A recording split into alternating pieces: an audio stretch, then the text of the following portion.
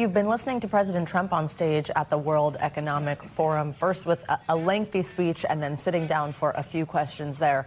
Of course, though, a major headline coming out of this, despite the president spending much of the time touting what he's done with the economy here at home, this major headline that he says he will not use military force in order to acquire Greenland. Let's go back to our senior White House correspondent, Gabe Gutierrez, who is following this for us. I mean, that was a big headline. Another big headline that we've just learned is the EU Parliament is not going to ratify a U.S.-EU trade deal that was very, high-profile turn at the president's own golf club in Scotland was agreed to this summer. That has been undone by the president's own threats about Greenland and tariffs against countries that don't support him. Yeah, that's right, Christine and Savannah. A lot to unpack here, and the president of the United States just shattered or took a sledgehammer really to decades of American foreign policy in that speech, a shattering of norms, so to speak. And we had heard from White House officials to expect an America First speech, and that's exactly what that was. As you mentioned, the speech itself lasting more than an hour. We also had some Q&A that we just heard from. But yes, recapping the major headlines, President Trump saying that he would not use force to acquire Greenland. However, he did say that he was calling for negotiations to acquire Greenland. Several times during the speech, he said that he did have respect for the people of Greenland and the people of Denmark. Still, though, at least several times during the speech, 4 by our count, he mistakenly referred to Greenland as Iceland. He also kept repeating that Greenland was, quote, a big piece of ice. And he says that only the U.S. can protect and secure Greenland, certainly drawing an icy response from world leaders at the World Economic Forum and Davos. And as you said, while the president was speaking, we received word that the European Parliament had halted negotiations on that trade deal that had previously been agreed to. The president also confirming that he would meet with Ukrainian President Zelensky later on today. And there was also a notable moment, Savannah and Christine, when President Trump was speaking directly to the Canadian Prime Minister, basically saying that Canada, quote, should be grateful and that Canada, quote, lives because of the U.S. He also said that he would not, that acquiring Greenland would not be a threat to NATO, but that it would enhance NATO. Now, this started as a speech with President Trump ticking off economic accomplishments that he says he had achieved during his first year of his second term. Some of the beginning part of that speech really sounded quite a bit like the press conference that we saw yesterday at the White House here in Washington, where the president was, in his view, taking a victory lap for that first year of his administration. But Savannah and Christine, I'll send it back to you with just a bigger thought here, in the sense that previous presidents, when they left American soil, it would be very difficult to imagine that they would speak so negatively about domestic politics, leave partisan rhetoric basically here at home. The president did not. During his speech, he referred to the radical Democrats. He referred to his predecessor, President Biden, several times during in very starkly negative terms. And that's something that we've seen before from him in his trips abroad, but certainly in this speech, one where he not only took aim at his domestic critics, but also critics internationally. This was, in his view, a very America First type speech, really unprecedented in that scale. Christine and Savannah. Gabe, I want you to stay with us. I know we have a lot more to unpack, and Christine can certainly help as well on the economy. Also, even in a room like this with sort of the global elite, even invoking the challenges at the Fed currently and what we're going to see today at the Supreme Court. Before we do that, though, I do want to do a touch more on Greenland here and bring in our NBC News chief international correspondent, Keir Simmons. Keir, one of the things that also struck me about what the president was saying as he was discussing Greenland, first of all, of course, as we mentioned, major headline, him saying, at least in in this speech he would not use military force, but also really laying out a little bit more, I think, of what he and his administration see as sort of like their strategic need here, saying no one wants to defend something that you're just simply leasing, even though, of course, Article 5 of NATO is an attack on one is an attack on all. This is owned by Denmark, of course, a NATO ally. Walk us through what we heard from the president when it came to how he was sort of describing why it is that he wants Greenland, and sort of how striking it was to hear what he said in that room. Yeah, I mean, let's just say that the United States did defend Greenland right the way through the Cold War with large numbers more servicemen and women than now. And that was with the same arrangement, with bases on Greenland that are still available to the United States. That being said, I think that there will be a kind of a sigh of relief of some kind in Europe to hear him say, I will not use force, and some suspicion. Another quote, which will get fewer headlines, I think, but is important too, is he said, and addressing the audience there, many of them European leaders, he said, you can say yes, this is about Greenland, you can say yes, or you can say no, but if you say no, we will remember. And that kind of a threat will immediately raise questions for Europeans about, okay, well, what does that mean? Would that mean that you would begin to withdraw US forces from Europe? Would that mean that you would threaten to remove yourself from NATO?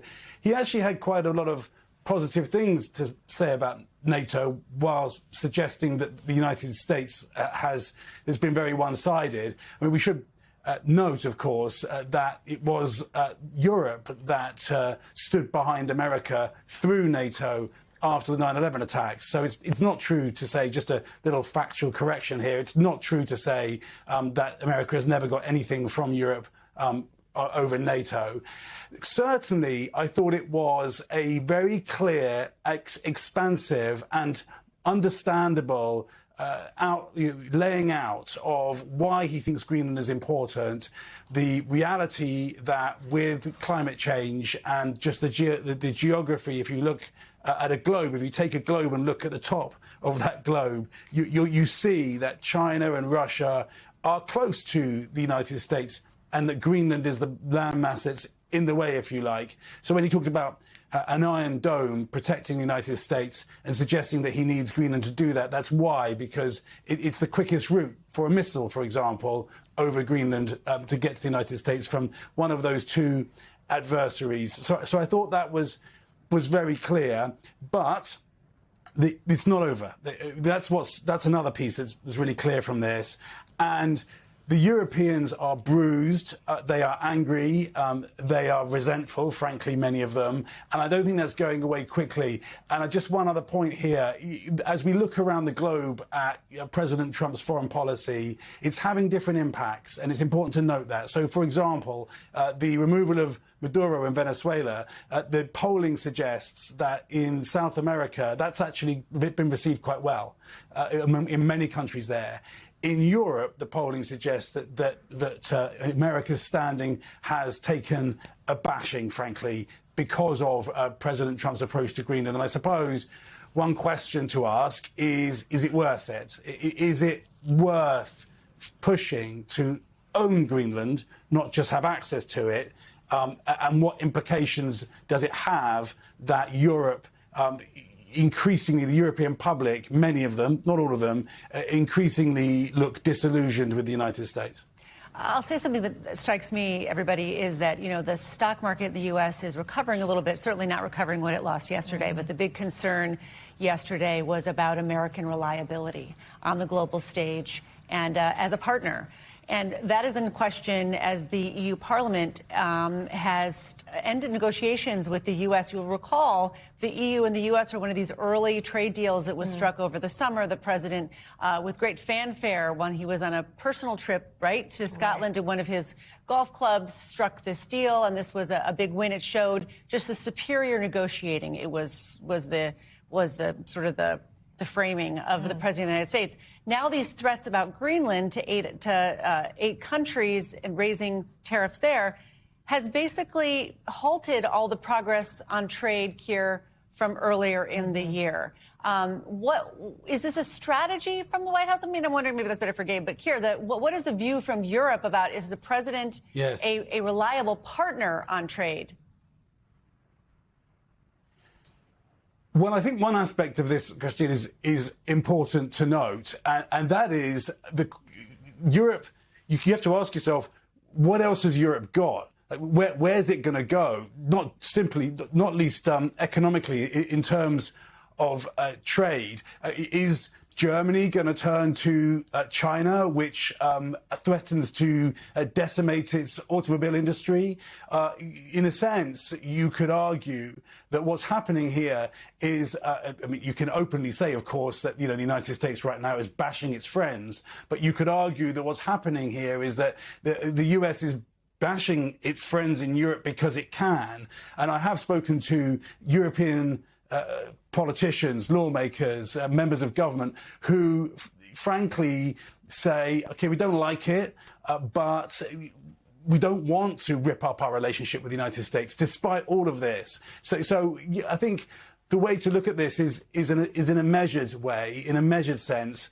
And I will say also, too, that that many in Europe, the UK, for example, I think would take this view, recognise that the United States is a democracy, that its president has the right to make decisions for the United States, and also that in the arc of history, there have been good times and bad times in the relationship, but it survived.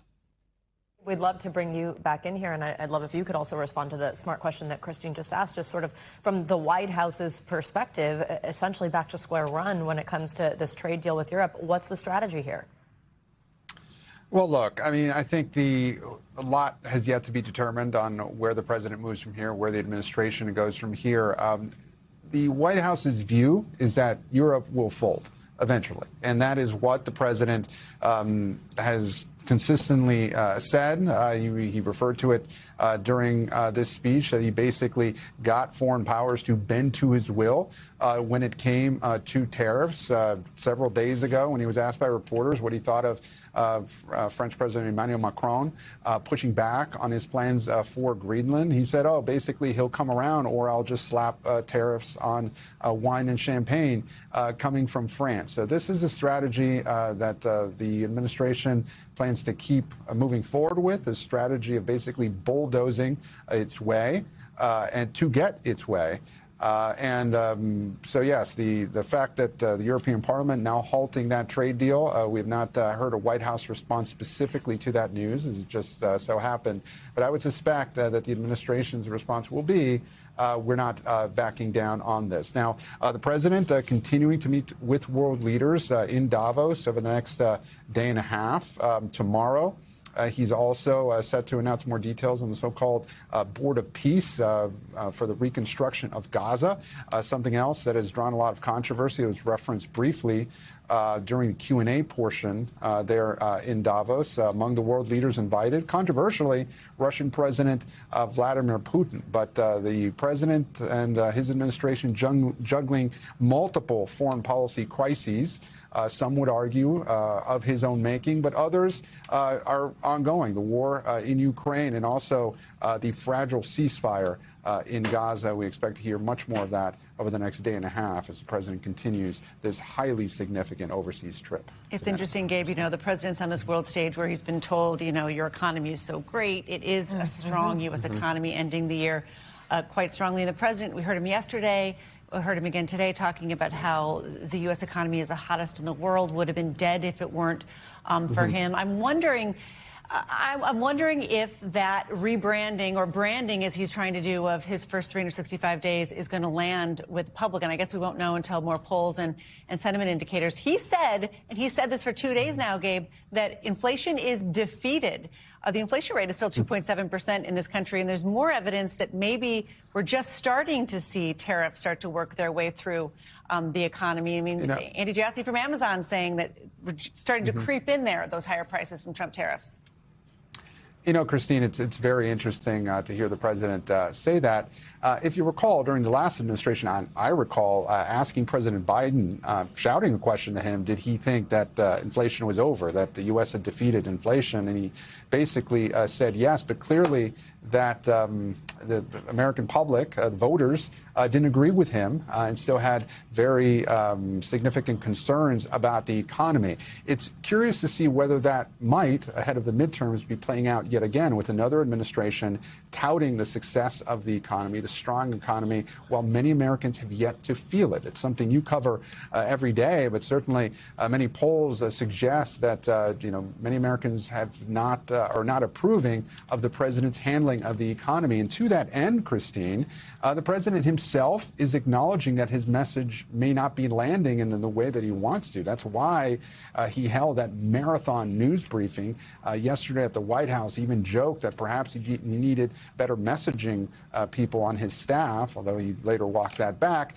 But we do expect the president to perhaps try to travel more and sell his economic policies in the weeks and months ahead as this midterm campaign really gets underway. It's so interesting because it reminds me a little bit, Gabe, of the last months of the Biden administration when you had really strong jobs growth. You had inflation that was coming down and a White House that was confused or trying so hard to get that message across, and public just found it tone deaf. You have this administration, and frankly, that's one of the reasons why this president is president now. This administration now saying, wait, trying to do the same thing, rebrand the economy so that people will feel it a little bit more. Absolutely. Gabe, I also thought just notable in a room like that with who's in the room, right, that as we discussed throughout the morning on this show, what's going on at the Fed, Jerome Too Late Powell is what he called him, with this room of the global elite there, other world leaders.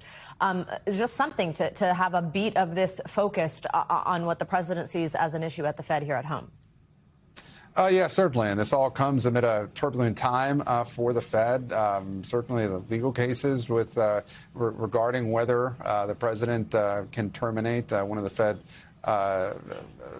members of the Fed board, Lisa Cook, and also as he goes after Jerome Powell for a number of reasons. Even the Justice Department subpoenaing Jerome Powell over the last couple of days, and Jerome Powell coming back and really, for the first time, speaking out against what he sees as, interference on behalf of the Trump administration to try and get him to lower interest rates. In that speech today, President Trump once again slamming Jerome Powell.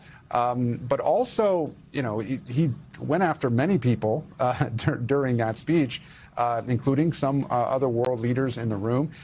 Found it interesting that one of the people he had some praise for, although obviously criticizing him a bit, was Gavin Newsom, the California governor, widely seen as a likely presidential contender in 2028. Newsom himself clearly looking to raise his international profile. He was in the room in Davos, and this all comes as the president wages a war of words, really, against not just Newsom, but other Democratic governors, including Governor Tim Walz in Minnesota. But certainly President Trump, showing no signs of backing down on a number of fronts, whether it be international policy, whether it be domestic policy. But back to your original question, Christine, in terms of speaking about the economy, the president really trying to hit that message. Notice this was an international economic forum, and he spent he made several mentions of what he considered positive economic developments at home, including domestic gas prices, which have gone down, Christine. That's true. Kira, let me bring you in. Something that we found fascinating was how much time the president spent talking about Somalia. He spent more time talking about Somalia than he did Ukraine, which is in a very contested hot war right now with Russia, a conflict the president said he'd be able to fix right away when he became president. What do you make of where the president is spending his time and energy on the international front? Well, the president understands some things, frankly, or at least, if you want to put it this way, his team does, about the world that perhaps not everyone recognizes. And Somalia, for example, is actually, excuse me, in a really important strategic location. It's by the Bab el-Mandeb the Red Sea. I mean, that's the area where you'll remember the Houthis have been targeting commercial shipping and have had an enormous impact, this small group, an enormous impact on the world economy by being able to do that. Now, Somalia has had a terrible war for a very long time. And of course, President Trump also is looking, I mean, just it is the way he talks about it, of course, he's looking to try to solve wars, to end wars. So you can see why it would be attractive to him to pay attention there. I will say one other thing while I have you guys too. It's really notable that while he was talking, we were learning that his envoy, Steve Witkoff, and his son-in-law, Jared Kushner, would meet with President Putin tomorrow. And there is a question right now about whether Putin will join President Trump's Board of Peace. I'll tell you one reason why, for example. The constitution of that Board of Peace is stunning. Turns out to not talk about Gaza. It's a global body. And the chairman is President Trump, according to that constitution. And the chairman, President Trump, has a veto on everything. So the Russian leader, President Putin, will be asking himself, do I want to be on a board of peace with President Zelensky in which the American president gets to overrule me? Because his ambition is to be equal to the American president and any other president around the world. I say all that just to describe how some of the foreign policy that President Trump is pursuing is quite complex. And with President Trump, for President Putin, for example, you find yourself asking, are Trump and Putin friends? Are they frenemies? What's going on here? There's a lot changing, a lot happening. The tectonic plates of global diplomacy are moving, and President Trump is in the middle of it. We thank you for watching. And remember, stay updated on breaking news and top stories on the NBC News app or watch live on our YouTube channel.